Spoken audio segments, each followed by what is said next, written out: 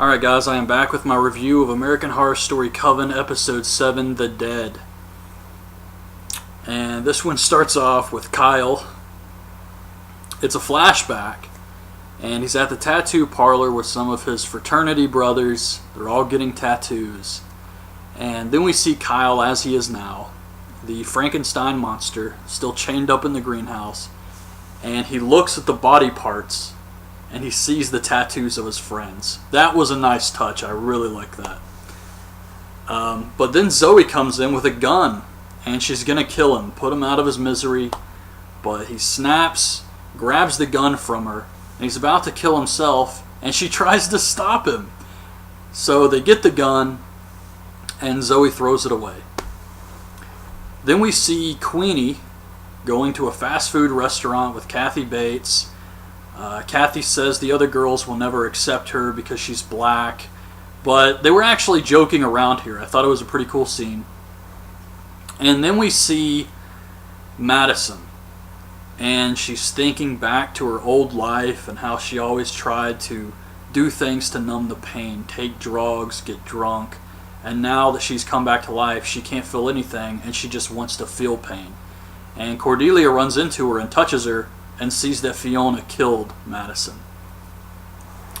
And speaking of Fiona, she goes to this room with the Axeman, the room of some guy he murdered, and they end up having sex. Queenie goes to see Marie. So after Kathy Bates said they'll never accept her because she's black, I guess this put the thought into Queenie's head that they just don't like her. She doesn't think it's because she's black. She thinks that the witches just don't like her. So she goes to see Marie, and Marie tells her the same thing. They'll never accept you. You're a human voodoo doll. You should be with us. And if you want a place to stay, you can always come here, but you have to bring me Kathy Bates. And Queenie leaves. I guess she's going to go home and think this over. So Zoe is trying to teach Kyle how to communicate. If he's hungry, if he's tired, and he's getting frustrated because he knows what he wants to say, he just can't get it out. And Madison comes in and says Cordelia wants to see Zoe. So Zoe leaves, and Madison is talking to Kyle, and she says, I was dead once too, and they brought me back to life. So they have this bond. So Zoe's talking to Cordelia, and she says that Zoe's obviously a strong witch because she brought the Axeman into the house, even though technically he was already there. It's complicated. But she also sent him packing. And power like that doesn't go unnoticed. But it puts a bullseye on Zoe's back. And she says, my mother, the Supreme, will kill you if she even thinks you're the next Supreme. And she's not saying that Zoe is the Supreme. She's just saying that even if there's a chance, Fiona will kill her. So Zoe's like, well, what do we do? And Cordelia says, well, we have to kill my mother. And Zoe goes back to the bedroom where Kyle is, and she sees Kyle having sex with Madison. So Fiona tells the Axeman that she knows about the body in the bathroom. And he says, well, you're not so innocent yourself. I've seen you do some pretty bad things. And then he goes on to tell her how he's watched her since she was 8 years old and looked out for her and protected her. It's disturbing, I know. And she says, what are you? And I don't think he ever comes out and says he's a ghost, but she figures it out and gets pissed off and leaves. Then we see Zoe, who has tied up Spaulding, and he can talk.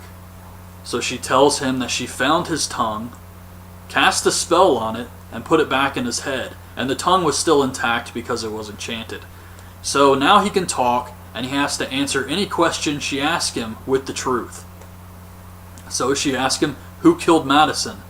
And he says Fiona. So then Zoe kills him. She stabs him in the heart and kills Spaulding off.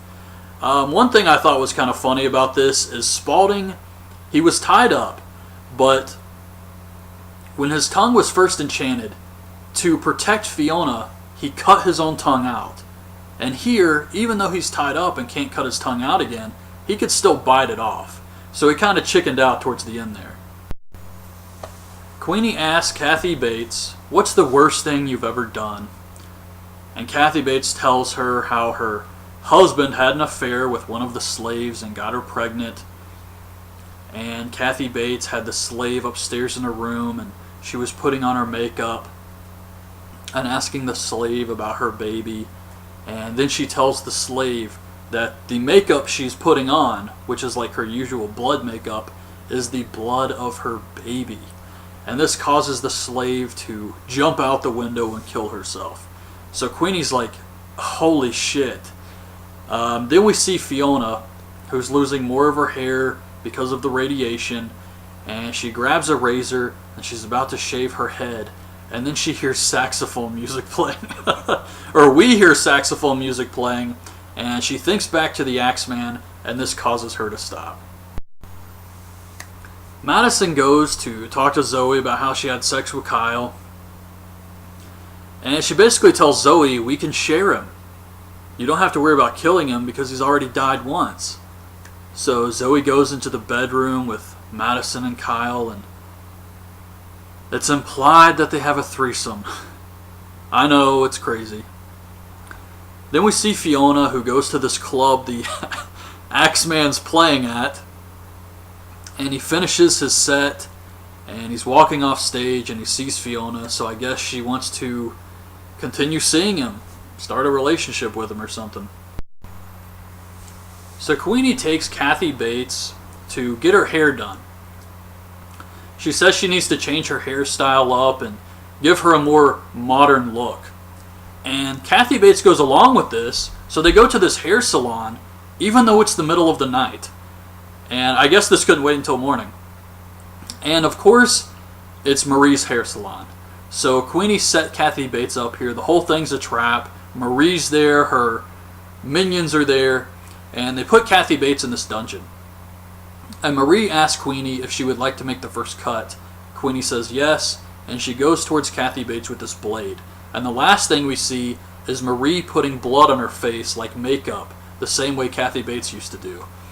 And that was the end of the episode. I really have no idea where they're going with this, but I think it would be pretty disturbing if they keep Kathy Bates locked up and just keep cutting her to use her blood, and because she drank that immortality potion, she can't really die, so she's just going to be tortured forever.